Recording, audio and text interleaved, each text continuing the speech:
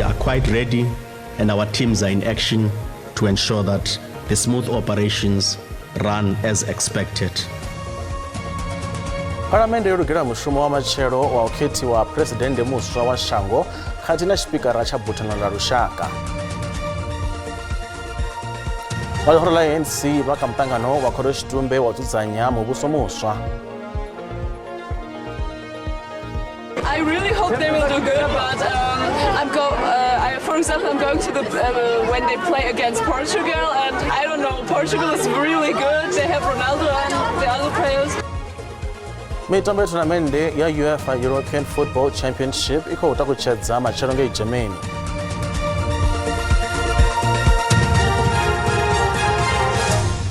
Da lokobera nendiphi chanduko ligege. Ndikowatanganidza kamapungu a Chivenda pano ka SABC2. Ndapunda libo sherwa ngabone apo ayani ngaribe rothe.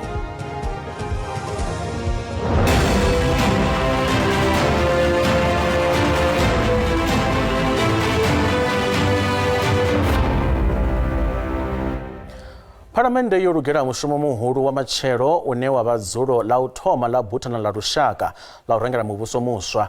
Mungwali wa Parliament boqodile George bo ambana baramafungo nga urugera ufara zuro ilo la ndumbiri za Parliament. Butana la Rushaka lidodzura machero nga labutanu ngena khoro ya Rushaka ya mavundu yone ichidodzuranga mugibera. Parliamente iri khou ṱoḓa u vhona hu sina vhukonḓi kha u pfukela kha muvhuso muswa wa vhutanu na vhuvhili. Zwo ralo vha khou shuma vhukuma u vhona uri khetho dza afho phalamenndeni dzi tshimbile nga ngona. Muhaṱuli muhulwane Vho Raymond Zondo vha ḓo tshimbidza zwa khetho dza phuresidennde na tshipikara matshelo. Musi o no ralo u khethwa tshipikara itsho tshi ḓo tshimbidza u khethwa muthusi wavho kana mufarisa tshipikara. Muhaṱuli muhulwane vha ḓo konaha u humela murahu kha u tshimbidza u khethwa ha president. Should there be more than one candidate, the voting procedure indicates that a member who will be declared elected is a member that shall secure the majority of votes cast. Should there be no member that secures the majority of votes cast, the elimination procedure kicks in. Members that receive the lowest votes get eliminated until a member receives the majority of votes cast. Parliamente iri miraḓo ya Parliamente vha khou ḓa nga vhunzhi u ḓiṅwalisela dzulo ḽa matshelo ḽa afho Parliamenteni. Tshivhalo tsha miraḓo ine ya fanela u vha hone ndi maḓana maṋa. Vhatshimiswa itshi tsha Parliamente vho khwaṱhisedza uri miraḓo ya ḽihoro ḽa umkhonto wesizwe a vha nga ḓo dzhenela dzulo ḽo ḽa matshelo. These elections are crucial for the proper constitution of the National Assembly as they ensure that the leadership structure is in place to guide the House functions and related duties of the day. Fhedziha zwo khwaṱhisedzwa ndi zwa uri khetho dza presidente dzi ḓo itelwa tshidzumbeni. Now, once the House is fully constituted, it's now able to discharge its responsibilities. And in that process, the next order of proceedings will be a call for the nominations of a candidate to be the president-elect. Miraḓo ya Parliamente vha ḓo aniswa phanḓa ha u khethwa ha tshipikara khathihi na muthusi ha tshipikara. Zwo ralo u khethwa presidente zwi ḓo itwa nga iri ya vhuvhili masiari a ḽavhutanu. Ngeno u aniswa vhone presidente zwo vhetshelwa ḓuvha ḽa vhu-19 ḽa uno ṅwedzi wa Fulwi. Khothe khulwane ya Western Cape yo thudzela kule khumbelo ya tshihaḓu ya muthomi wa ḽihoro ḽa MK Party o pandeliwaho Vho Jabulani Khumalo ya uri vha vhuyedzedzwe sa vhone nkhetheni a re kha vhuimo ha u thoma wa ḽihoro iḽo. Izwi ndi nga murahu ha musi vho vhudzwa nga muṅwaleli wa Parliamente uri a vha nga ḓo aniswa matshelo. And the order is as follows. Having considered the papers and the arguments presented on behalf of the applicant and the third and fourth respondents, it is ordered that 1. The application is struck from the roll as urgency has not been demonstrated as required by Rule 612 of the Uniform Rules of Court. 2. The applicant shall be liable for the costs of an incidental to the application on a party and party scale as taxed as agreed. 3. The costs of counsel shall be following scale C. Court stands adjourned. la vhusimamilayo vunḓuni ḽa Gauteng ḽi ḓo fara dzulo ḽaḽo ḽa u thoma ḽa muvhuso muswa wa vhusumbe matshelo. Dzulo iḽi ḽi ḓo sia hu tshi vha na u aniswa ha miraḓo ya Butano khathihi na u khethiwa ha mulangavunḓu, tshipikara khathihi na vhaṅwe vharangaphanḓa. Ḽoro ḽa ANC ḽo kona u wana zwidzulo zwa 28, DA zwa 20 ngeno EFF yo wana zwidzulo zwa 19. Maoro maswa ane anga MK, Action SA, Bosa na Rise Mzansi nahone o wana zwidzulo. Musi dzulo ḽa Butano ḽa vunḓu ḽa Gauteng ḽi tshi khou ḓo farwa matshelo, ḽihoro ḽa ANC ḽi khou ḓiwana ḽi siho kha vhuimo havhuḓi u bva tsha muvhuso wa demokirasi nga murahu ha musi ḽihoro iḽi ḽo xelelwa nga vouthu nnzhi vhukuma kha khetho dza miṅwaha. Zwa zwino ḽihoro iḽi ḽi a wana phesenthe dza 35 fhedzi kha vunḓu ḽa Gauteng ḽo ḓo wana ḽi tshi khou tea u vhumba muvhuso wa ṱhanganelano na maṅwe mahoro uri ḽi kone u engedza tshivhalo tshaḽo. Well, the premier will be elected, and the premier is likely to come from the ANC. One must also understand that the parties that hold sway in Gauteng at the moment is the DA and the ANC, and they happen to be also on opposite side ideologically. Maoro o wana vouthu nnzhi a khou khunyeledza nyambedzano dza u vhumba muvhuso wa mbumbano ya vhuthihi ha mahoro kha vunḓu na kha shango. Hu khou anganyelwa uri muvhuso wa lushaka une wa ḓo vhumbiwa u ḓo tshimbilelana na kha mavunḓu. At the same time, you also find that the EFF has actually done well, not as well as it had expected, and the MK has also done well. But if you take the DA's numbers and that of the ANC, they easily constitute about 61%. And the issue is what happens at the national level may affect what happens at the provincial level. Deputy Judge President. The sitting will be held in the Selborne Hall, Gauteng Provincial Legislature.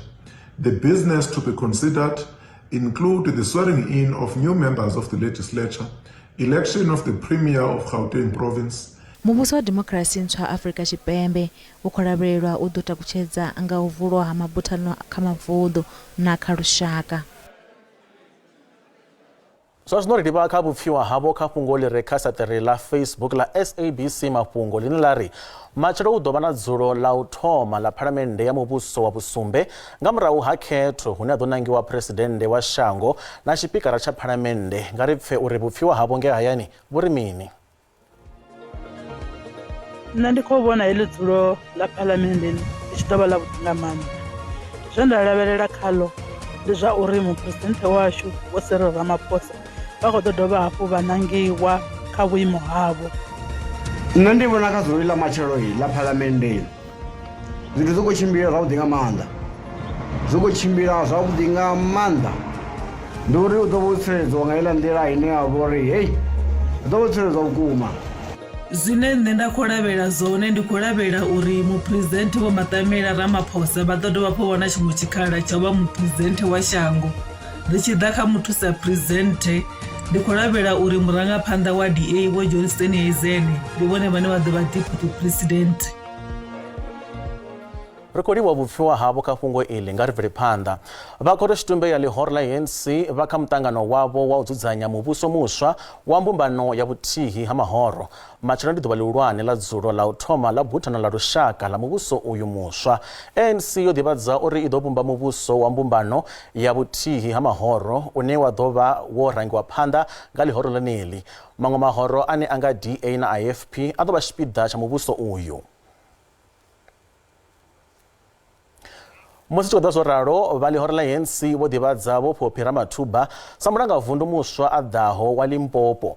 Vho Ramathuba vhane vha vha MEC wa muhasho wa mutakalo Limpopo vha khou ḓo dzhena vhuimoni havho Stan Mathabatha vhe tshikhala tshavho tsha swika magumoni.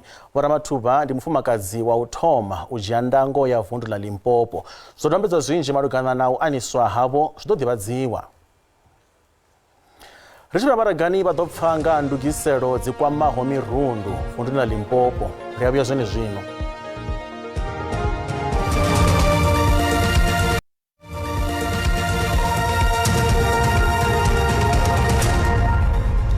Riko libuwa bashikadibana rine mafungoni a Tshivenḓa pano kha SABC2 kha ri bvele phanḓa. Vha muhasho wa mavhudzisele na sialala vunḓuni ḽa Limpopo vha khou lwa khathihi na u vala mirundu i siho mulayoni. Mirundu i re na tshivhalo i siho mulayoni yo no topolwa phanḓa ha u thoma ha khalaṅwaha ya mirundu matshelo nga Ḽavhuṱanu u swika ṅwedzi u ḓaho wa Fulwana. Komiti ya u dzudzanya mirundu i re ho vulwa miḽa miṱanu na muthihi i siho mulayoni zwiṱirikini zwa Sekhukhune na Waterberg. Miḽa yeneyo yo vulwa phanḓa ha khalaṅwaha ya mirundu i tshi thoma. Ho vulwa milandu ya vhutshinyi nahone miḽa yeneyo i khou pfuvhisiwa. We took a decision to say we open cases and then on the 14th we're going to make a follow-up and try and close the school where possible.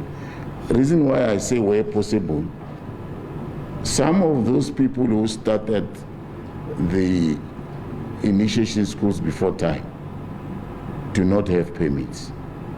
Some do have permits. So all what we are going to do is to punish those who have permits. We are going to open a case and then at the same time close the school. Uyanga NPA zwaisa vana milani nga khani ndi thaidzo. Mapholisa vha kati na u ṱoḓisa mulandu wa haedza ṅwana Phalali Phalale wa iswa mulani Hammanskraal ngei vunḓuni ḽa Gauteng. The measures that are put in place to prevent criminal activity would be the act itself, the prohibition and the penalty clause pertaining to that. But to prevent, to foresee when a kidnapping is going to take place and to prevent that, it's virtually impossible.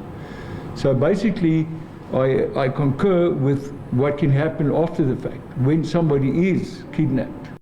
Komiti ri vhane vha miḽa vha ḓo laṱiswa ari a vha na dzimpfu miḽani yavho. If it's a case of negligence right at the school, that is the principal and other people who are taking care of the initiates, then obviously those are responsible and they will have to account for what actually took place. In such instance, it means somebody will be taken to task. Huna miḽa na misevetho I fhiraho maḓana a rathi u mona na vunḓu. Lutendo Bobodi, SABC News, Polokwane. Vundu ḽa KwaZulu-Natal ḽi na tshivhalo tsha nṱhesa tsha zwiwo zwa vhulwadze ha maruḓa a ṱhoho u mona na ḽino shango. Vha muhasho wa vundu wa mutakalo vho khwaṱhisedza zwiwo zwina zwa vhulwadze uhu. Vhathu vhavhili vho no lovha u bva tshe vhulwadze uhu ha ṱaha. He muthihi a lovha vunduni iḽi ḽa KwaZulu-Natal ngeno muṅwe o lovha vunduni ḽa Gauteng. U ṱaha ha vhulwadze ha maruḓa zwi fhirela nga u sendela tsini na muṅwe ane a vha na vhulwadze uvho. Tsumbadwadze dza vhulwadze uvhu ndi zwi katela mapundu kha muvhili na u reṅwa nga ṱhoho. Khuvhangano ya maḓuvha mararu yo sedzaho kha mbekanyamaitele ya dzangano ḽa vhashumi vha migodini ḽa NUM I khou swika magumoni na musi ngei Boksburg. Musi zwo ḓi ralo mufaragwama wa lushaka wa NUM Vho Helen Diatile vha ri vhashumi vho lindela u ṱusa tshipiḓa tsha masheleni avho a pensheni u ya nga mulayo muswa u thoma nga ṅwedzi wa Khubvumedzi. The pension fund pot is very important, and members want it and they want it now. They are tired of the to and fro about it. They want to have their money, they want to build decent houses, even if it's fixing what they have, so that when they retire, they don't start building their houses. The little that they get, they can pay their creditors so that they don't find themselves paying with the pension at the end of the day when they are no longer working.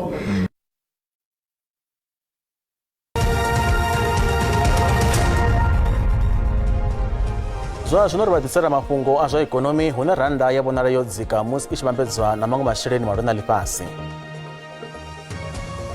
Doḽara ndi 18.43, bondo 23.51, euro 19.84, puli ya Botswana 1.34. Mikopo ya JSE I fhasi. Kha zwibveledzwa musuku ndi $2,315, platinum ndi $949, oil songo nakiswaho $82.85 nga fagi.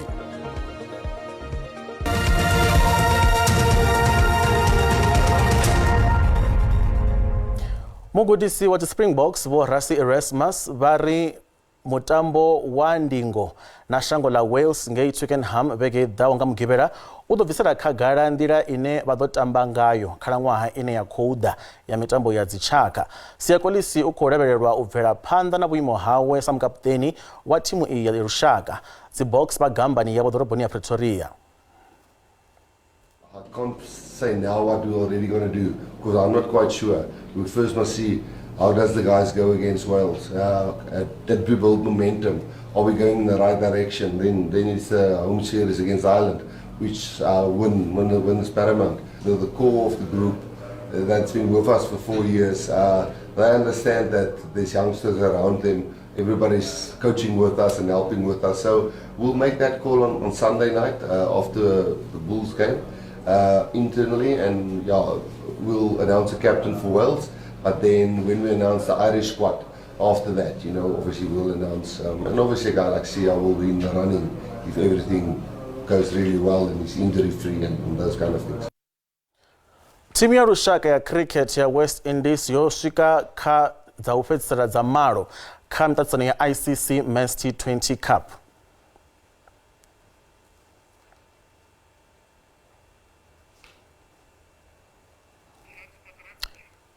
Mitambo ilindelaho vhukuma ya thonamennde ya UEFA European Football Championship i khou takutshedza matshelo. Shango ḽa Germany ndi ḽone ḽine ḽa khou shela thonamennde iyi ine ya ḓo swika magumoni nga 14 ḽa ṅwedzi u ḓaho. Thonamennde iyi i tambiwa nga mashango a 24. Italy ndi ḽone ḽa khou tsireledza vhugwena nge ḽa fhenya England kha makhaula tshila muṱaṱisano wa Euro wa 2022 ngei ḓoroboni ya London. Fhedzi muṱaṱisano uyu wo tambiwa nga 2021 nga murahu wa COVID-19. Georgia ḽi khou dzhena kha muṱaṱisano uyu wa Euro lwa u tou thoma. Shango iḽi ḽine ḽa khou gudiswa nga vho Willy Sagnol vha ngei France ḽi ḓo ombana na Turkey, Czech Republic ḽa fhedzisa mitambo yaḽo ya zwigwada na Portugal. I really hope they will do good, but for example, I'm going to when they play against Portugal, and I don't know, Portugal is really good. They have Ronaldo and the other players. France ḽo no ḓi swika nḓowonḓowoni dzalo dza Euro ngei Paderborn mulovha. France ḽi ḓo tamba na Austria nga musumbuluwo kha mutambo wa tshigwada D une havha na ngwena dza 19 Netherlands na Poland. Vhatikedzi vhane vha kha ḓivha vhaswa vho ṱanganedza thimu ya Belgium musi tshi swika ngei Stuttgart tshipembe vhukovhela ha Germany u ḓo lugisela muṱaṱisano wa Euro. Vhatambi vho sainela vhatikedzi zwithu zwo fhambanaho phanḓa musi bisi ya vhatambi i tshi livha gambani ya thimu. Musi ri tshi wela ḓanzhe ḽa Atlantika, Brazil ḽi ḽa ngwena dza muṱaṱisano wa Copa America lwa ṱahe ḽoṱhe ḽi ḓovha ḽi na mugudisi muswa vho Dorival Junior. Brazil ḽi ḓo tamba mutambo wa u vula wa tshigwada D na Costa Rica nga ḽa 24 ngei California. ḽa ḓi ḽa tamba na Paraguay ngei Las Vegas nga murahu ha maḓuvha maṋa. ḽa vala nga mutambo na Colombia ngei San Francisco nga Fulwana. Brazil ḽi ḓovha ḽi si na Radamel Falcao ane a khou koresa kha shango iḽi nge a si katelwe kha tshikwadi. Mafhungo a namusi o guma hanefha, mutsho wa tevhela zwino a vha madekwana avhuḓi. Ndaa.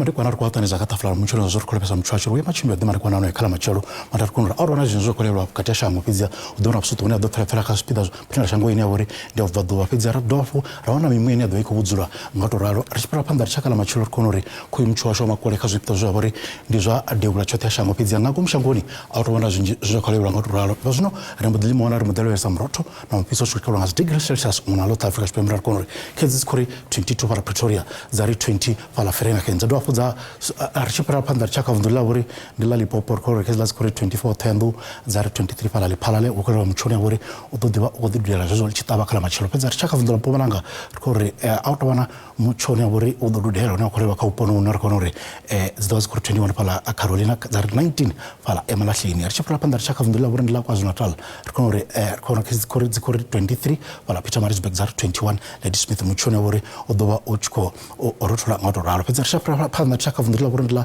Eastern Cape record kids score 24 pala East London zari 25 pala Mtata vizia dimchona wore ododivo ochko di rotora motoraro arishipala panda shaka vundila wore ndila Western Cape record koyi mucho une wore na wane odowa ochko rotora hetunotonga pala George unaweza zuka pala ka 23 kati na 18 pala Cape Agala arishipala panda shaka vundila wore ndila Northern Cape record kids score 21 pala Carnarvon zari 20 pala DR muchona wore na ono ododivo ochko di Varapanda na rotora kala machiro motoraro pizia ka vundila Free State record kids score 21 pala Kunstad zari 22 pala Velcom